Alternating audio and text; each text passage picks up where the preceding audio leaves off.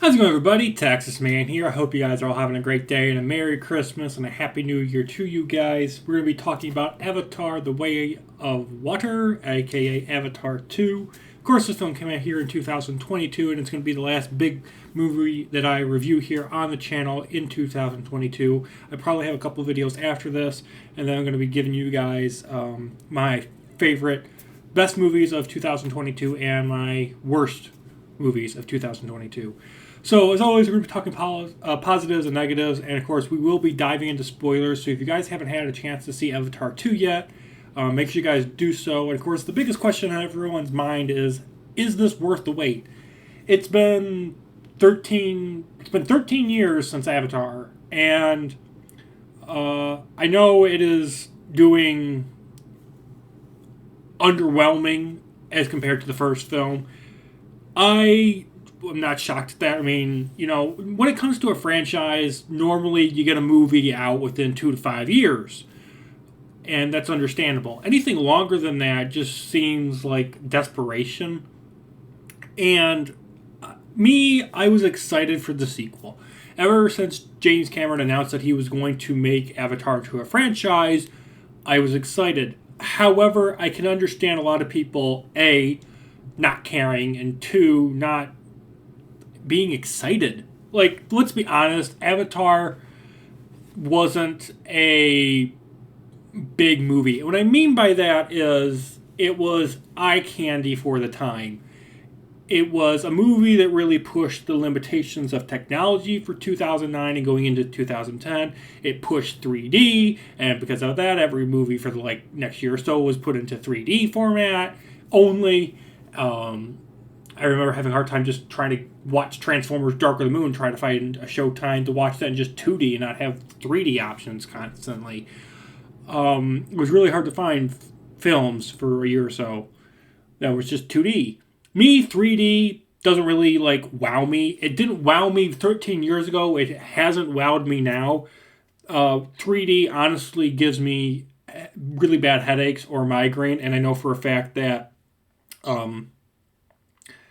surprisingly, I didn't get a headache or a migraine after watching the movie. My eyes hurt, and I'm doing this review like an hour after I've gotten out of the theater. So I've gotten home. I've had time to process what I watched for over 3 hours.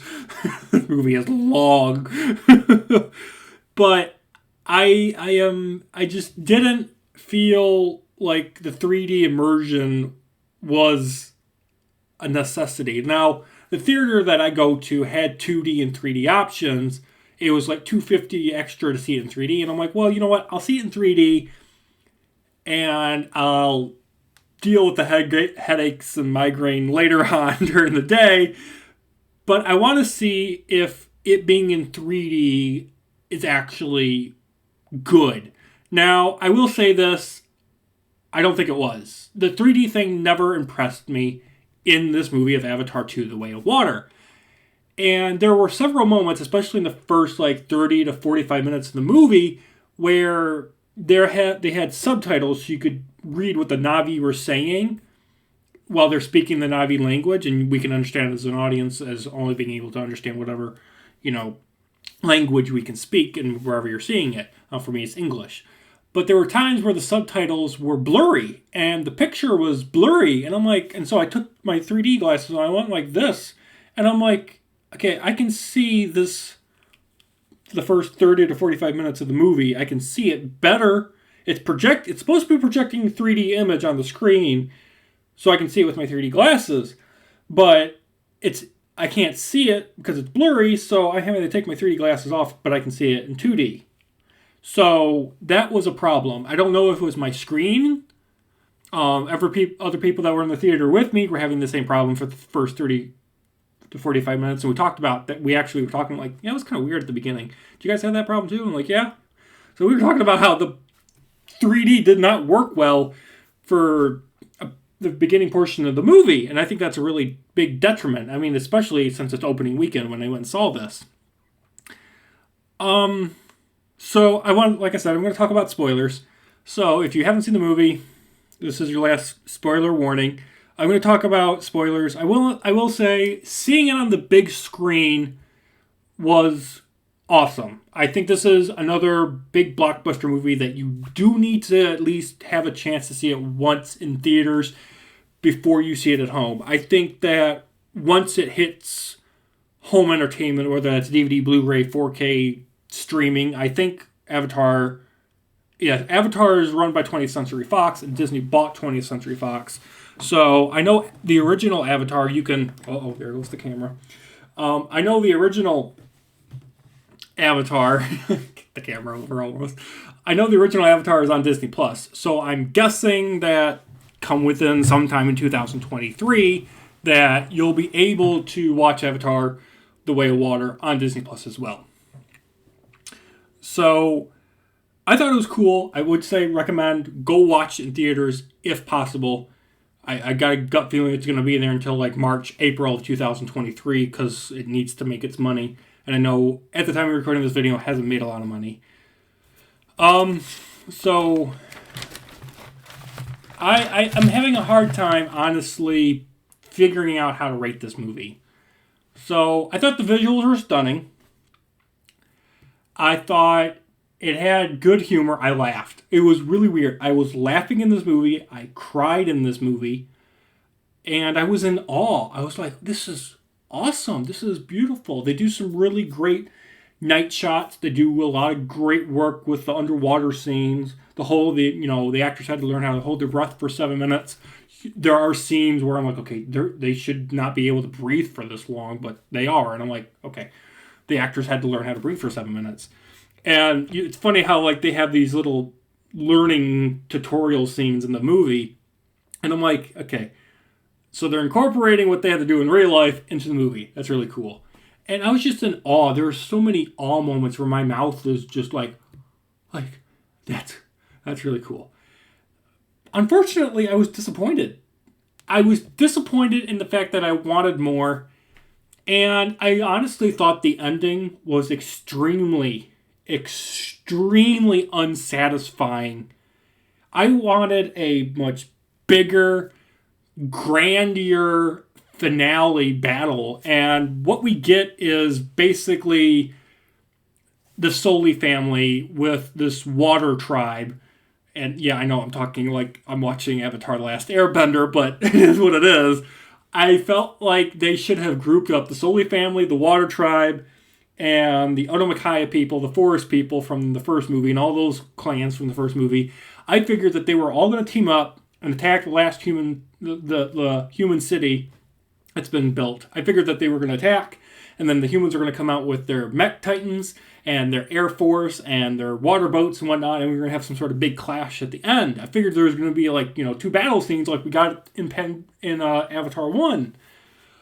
We don't get that. We get one really, really stretched out battle that I was like, okay, for the first like 10, 15 minutes, I was like, okay, I'm getting into this. But then it got to a point where I'm like, okay, the final battle is like 45 minutes long, and it just got to a point where I'm like, I don't care.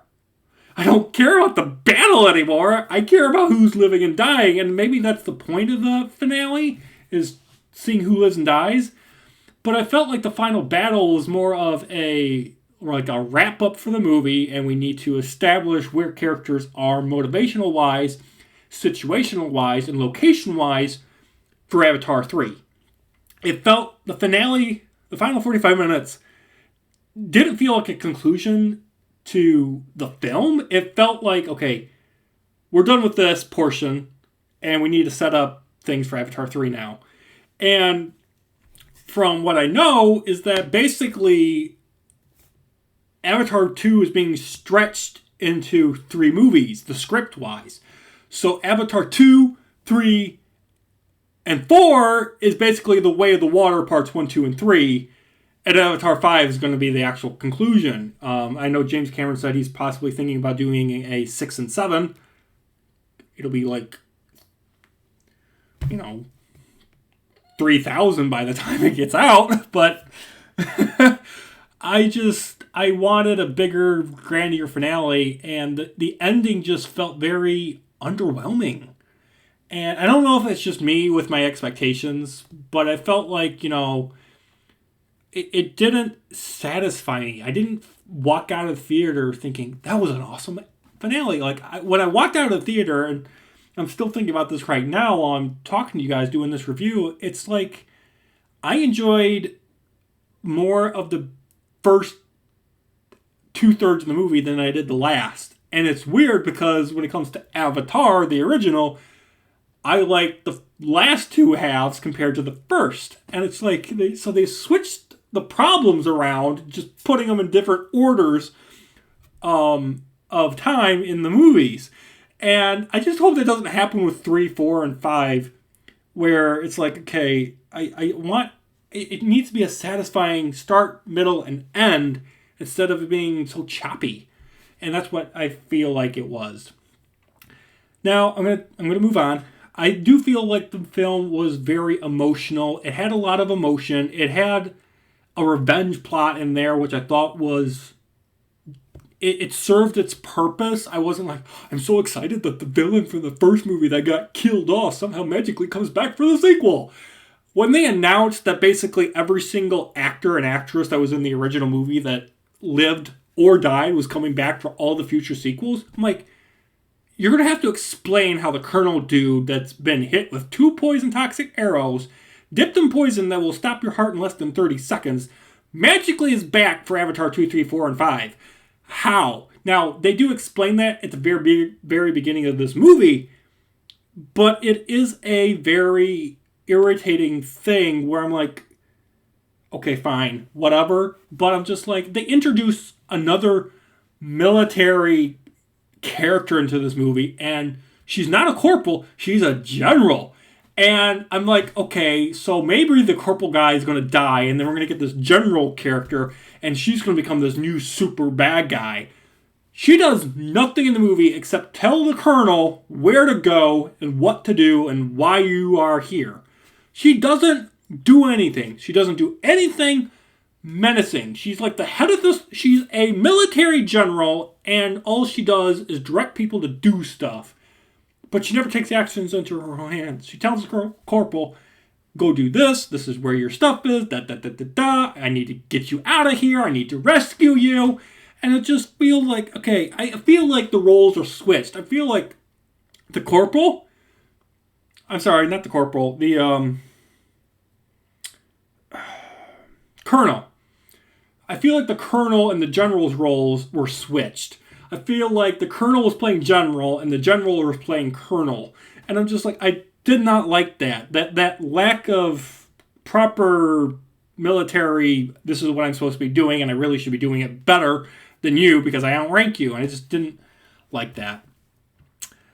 I liked the fact that I actually cared about the characters. Like, in the first movie, I really didn't care about any of the characters. I've like just going around, just going for the ride, going along, and enjoying the spectacle that was there. The first movie was eye candy. This movie has eye candy moments, but it also has characters that you care about living and making sure they don't die.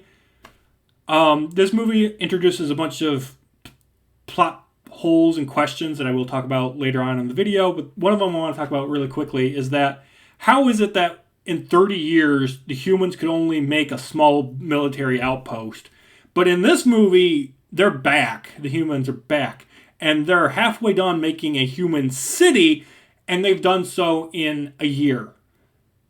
We don't even get to see really any of the city. So I think it's just kind of weird how the time difference is in this franchise. It's really bizarre. Character revelations, predictable. Like, there's this character that's the son of the colonel, and I'm like, it is so obvious who his father is. It's like, really? There's a character that ends up dying in this movie. I won't tell you. But if you have seen the movie, you know who I'm talking about. I thought that character dying was going to be predictable. I figured that there was going to be another character that was going to die, and that being Jake Sully. I honestly had a small amount of thinking that they were going to kill Jake Sully off, but he's still alive. So the other character that did die was predictable. So another thing I want to talk about is that a lot of things felt very familiar to the original Avatar. So what I mean by things saying super familiar to this movie is that characters, plots, locations, even the musical score felt very familiar. Like there's a new home tree, but it's underwater. They had the whole save the Halo ring area in this movie, but it's somewhere new.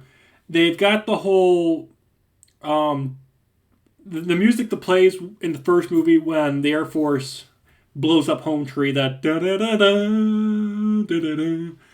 They play that music when one of the water creatures gets harpooned and dies and gets their whale oil essence extracted. I just characters are doing the same thing. It's like remember this battle. Remember my dad and your dad used to fight, and only one of you walked away. So there's memory berries all over the place. Learning how to ride a new Ikran kind of thing that's in the water instead of in the sky now. Remember the floating mountains. Remember this. Remember that. I'm just like I got it. Okay. I've seen this. I mean, I've got all 3 extended editions on Blu-ray. I'm like, I've seen this movie. And I'm like, honestly, James Cameron, anyone that's going to go see Avatar 2, 3, 4, 5, 6, 1000, they're going to have seen everything prior. Like, you don't need to do the whole, remember all these things? It's like, let the people rewatch the movie. Like, it has been out, the first movie's been out for 13 years. The people that are going to watch your sequels for your franchise have seen your movies and have seen them many times. They don't need a refresher course on every little detail. It's waste of time and money that you could be spending on other things. Another thing I want to talk about is this movie goes into the messaging. Instead of saving the forest, it's now save the ocean and save everything in it. And I am so sick of it. It's really funny. Towards the end, by the way, I felt like when the massive boat thing is starting to sink and the Na'vi and the Solis, they're on the boat and it's flipping and filling up with water. I'm like, okay, James Cameron, we get it. You did Titanic. You don't have to do it again. There's a scene that lasts for a few minutes. I'm like, okay, we're watching Titanic now. We're not watching Avatar. That really pulled me out. Lastly, there's several questions that are not answered in this movie, and I kind of want them to be answered in some capacity, whether that's you guys telling me in the comments section or them being explained in sequels. So first of all, why did it take humans so long to return to Pandora? Like, I understand that traveling from Pandora to Earth, getting the news to them, and then rearming and getting a military strike force to go make that city and have it have enough protection and resources. Why did it take so long from the ending of the first movie to get off Pandora, get to Earth, get all that stuff, load up, leave Earth, and then go back to Pandora? Why did it take so long? And then we also have that 1-year gap that's introduced in this movie, and I kind of want to know what happened in that 1-year gap, because the movie doesn't explain that. So that leaves some questions. 2 is, why are the humans hunting for this whale oil? I'm going to call it whale oil because I don't remember the creatures' names, unfortunately, in this movie. They're kind of complicated. I can remember Ikran, or whatever. But the humans are hunting for this whale oil, which is basically, it's located near the whale's brains. And the RDA people are using it because apparently it can stop humans from aging. Well, if that's the case, why is it in this movie that, and they introduce another MacGuffin, basically, where they have humans now have the technology somehow to put human memories and consciousness basically onto a thumb drive, send it to a avatar facility, and they can upload your consciousness into a blank slate avatar, and that avatar wakes up and you're awake. Your consciousness is now in an avatar body, and you have all of your memories except for how you died. So if that's the case, why do you need the whale oil? Either use the thumb drive devices to save people's consciousnesses, or use the whale oil to stop de-aging. Which one do you need? You don't need both. You don't need both. Also, can anyone use the thumb drive technology? Can anyone just put their consciousness on a thumb drive and then upload it to an avatar body? Like, if that's the case, then literally anyone, I feel like anyone could be able to do so, which means nobody in the avatar, nobody that's a human should ever have to worry about being killed off because they should have a backup thumb drive being put onto an avatar body. Of course, if you're in that avatar body, then there's no way to fix that if you get killed. So you're dead then, which is just, okay, whatever. I guess I don't have another thumb drive technology to put avatar consciousness into another avatar. I'm sure they'll come up with that eventually.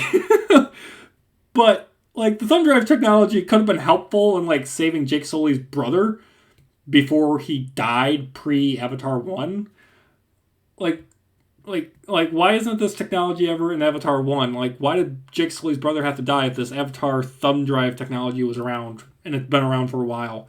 Like, that's a big plot hole now that Avatar 2 has created for Avatar as a franchise.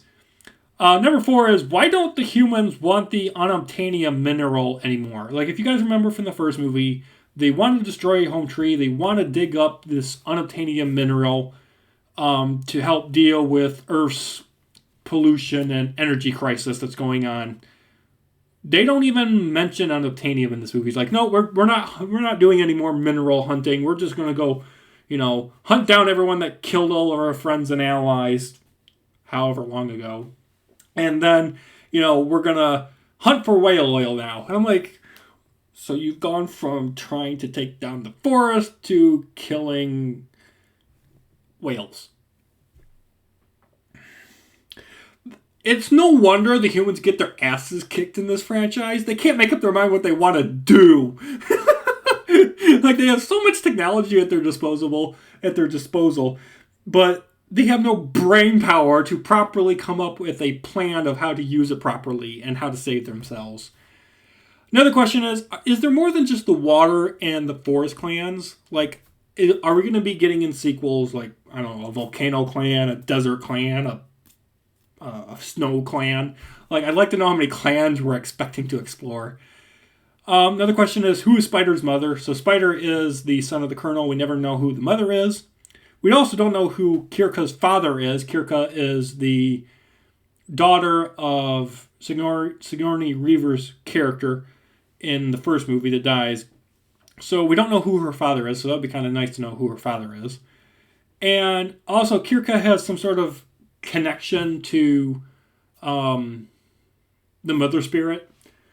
And in the movie, she ends up connecting to a home tree, and it is revealed that if she ever reconnects to it, she will just possibly die. Well, obviously, she's going to do it again because they're going to need her to do it for some reason or whatever in 3, 4, or 5. But I'm like, is she going to die? And I'd like to know, is confirming that's how they're going to kill her character off. I'd like to know, or is it going to be something else where she gets, like, I don't know, superpowers? So, guys, I know this video has been very long, and I appreciate you guys all for watching this. This movie is literally 3 hours and 10, 15 minutes? So it's a long movie. There's a lot to unpack. I know I haven't talked about everything in this movie review, but these are my thoughts and opinions and my questions that I still have left unanswered, and I hope are answered, whether that's in the comment section from you guys, enlightening me on what I may have missed when I watched it. I'm going to watch it again in the theaters in a week or so with some family, and I'm going to get it on Blu-ray, and it'll go right along next to this collector's edition for the original. But honestly, if I had to pick which one I like more, I would have to say the first one. Like, the first one I enjoy. Like, even though it doesn't have a lot of, like, characters I care about living or dying, I just feel like, even though it is basically Pocahontas, I feel like the first movie just has more impact. Like, the battles are cooler. I care about what the characters are doing. even though I don't care about who lives or dies, I care about what they're doing, and I care about, the big battle scenes. Maybe that's just, my age, where I'm like, okay, this doesn't wow me because it doesn't have enough action in it.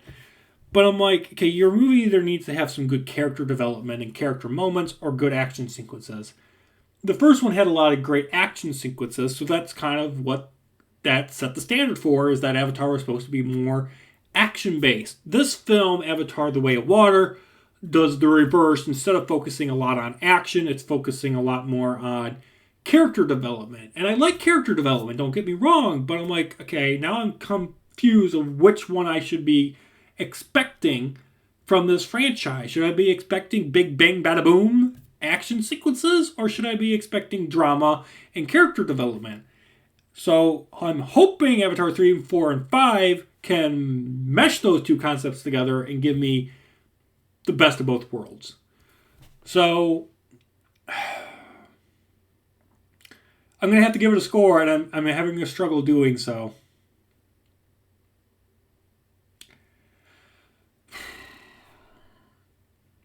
My first reactions in this may go up or down in the future the more I see it. But I'm going to give Avatar 2, The Way of Water, a... I'm going to give it a 7 out of 10. 7 out of 10, Avatar, The Way of the Water. Thank you guys so much for watching. Have a great day. Look forward to more videos and streams coming out soon. Bye, guys. Ooh, I haven't done a review this long in a long, long time.